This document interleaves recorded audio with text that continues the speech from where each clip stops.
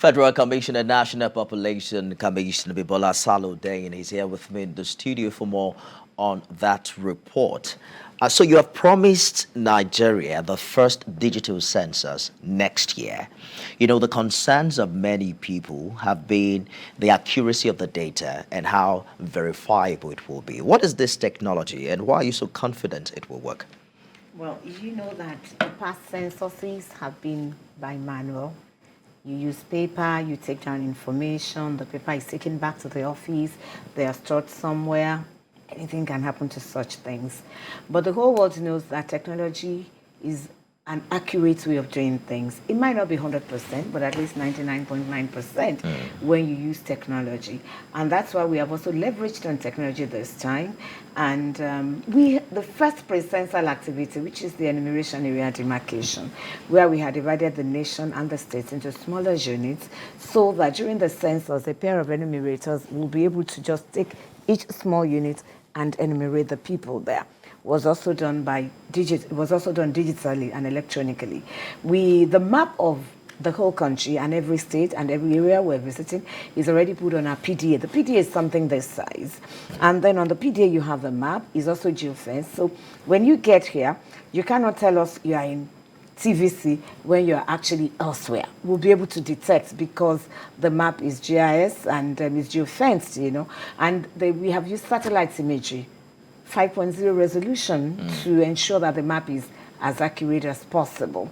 That's why we're very confident that with the use of technology this time and our enumerators performing really well, that's why we're training them. What you've just seen now is a training between us and the National Orientation Agency because, they are like our local campaigners. We would work with them to go from door to door, neighbor to neighbor, house to house, to explain to people the importance of the census and why they must ensure that they are counted. How does this technology intend to solve the barrier posed by ethnic and religious beliefs? We've been told that there are parts of this country where women and wives are not allowed to be counted. You know, we have told stories about they'll count their legs or they'll just tell you the number of people inside.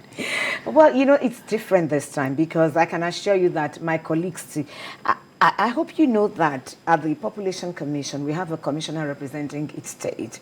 So there are 37 commissioners and the chairman who is at the top.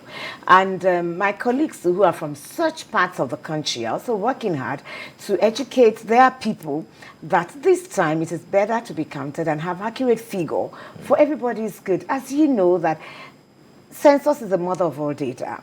And when you have accurate data, that means you can have evidence-based governance. When you have evidence-based governance, it's a win-win situation because then the government will know what to do, how to plan, and the people will have better lives. That's the essence of census. When the person is counted, do you get their fingerprints or something?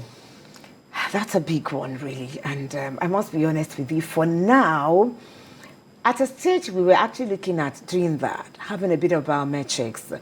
But I recall that the commission had come up to say that they would not have biometrics.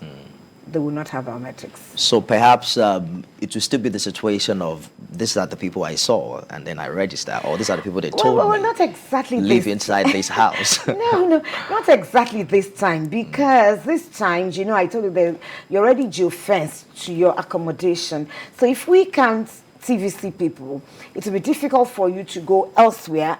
And also be counted. It would be difficult. It might not be impossible, I agree with you, but it would be difficult for you to go elsewhere to be counted because you've been geofenced with your information to that particular household. So right now, what everyone is talking about is the election in 2023. How do you get more people to be aware that census will take place next year? When and for how long? That's also a very good question because I do know that in this country, people are more interested in the elections. Even our leaders are more interested in elections. The masses are more interested in the elections. People don't think the census is so important. But that's why we are I call it marriage of convenience with the media. We are marrying the media so that it could be our voice to talk to them.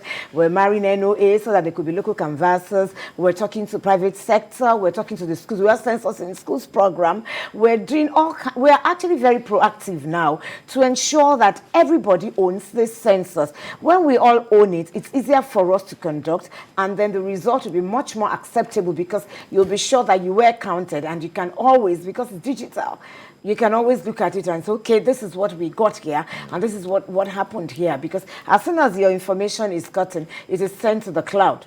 So there is no room for manipulation. That is true.